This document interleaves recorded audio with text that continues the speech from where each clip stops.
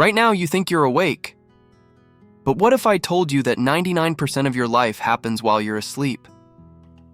And the 1% where you're truly aware literally changes physical reality.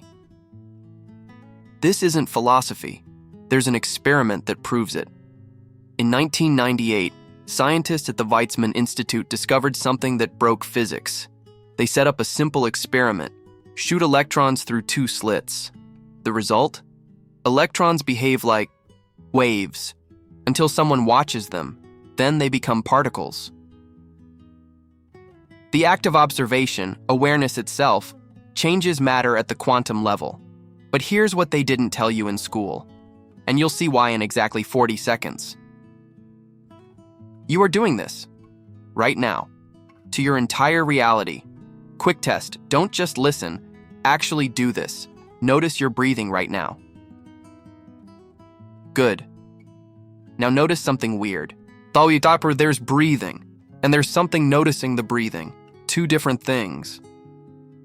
Your breath doesn't know it exists, but you know, you're aware of it. Now here's where your brain breaks. I'll show you what I mean. What is that awareness made of? Is it in your head? Your chest? Can you point to it? You can't. Because awareness has no location, no shape, no size. But it's the only thing you've ever actually experienced. Listen carefully. Because this is the moment where most people wake up. Or click away. And this is why you've been suffering your entire life. But in 60 seconds, I'm going to show you how to end it. Right now, you're having thoughts. Maybe you're thinking, this is interesting, or where is this going? But watch what happens when you shift your attention. Instead of being inside the thought, step back, watch the thought, like watching a cloud pass through the sky. And the thought is still there, but now there's space around it. Distance. And that space, that's you, the real you, the you that was here before your first thought, the you that'll be here after your last thought. And once you recognize this, once you truly see it, suffering loses its grip. I discovered this by accident. 3 a.m., panic attack. My thoughts were screaming. My chest was tight. I was drowning. And then something shifted. I stopped being the panic and became the space watching the panic. The panic was still there, but I wasn't panicking anymore. That's when I realized something. And once you see this, you can't unsee. Crow. I've been identifying with the wrong thing my entire life. Neuroscientists call this metacognition, awareness of awareness. Here's what they found. People with high metacognitive ability have 40% less activity in the default mode network. That's the part of your brain that generates suffering, rumination, the sense of being a separate self. In other words, the more aware you are, the less you there is. But this creates a paradox. Stay with me. Because if awareness dissolves the self, what are you? Who's watching? We're about to find out. Here's what happens when you practice this. Weeks, months, years. Your problems don't disappear. Your life doesn't become perfect. But something else happens. Something strange. You start to disappear. Not your body, not your life, but the character you thought you were, the story, the personality, the me.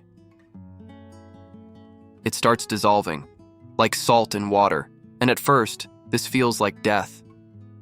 Because in a way, it is. The you you've been defending your whole life, building, protecting, comparing, proving. See by that you is dying. But what remains is so much larger. But wait. If awareness dissolves the self, if there's no you anymore, and then who's experiencing this freedom? Who's feeling this peace? If you disappear?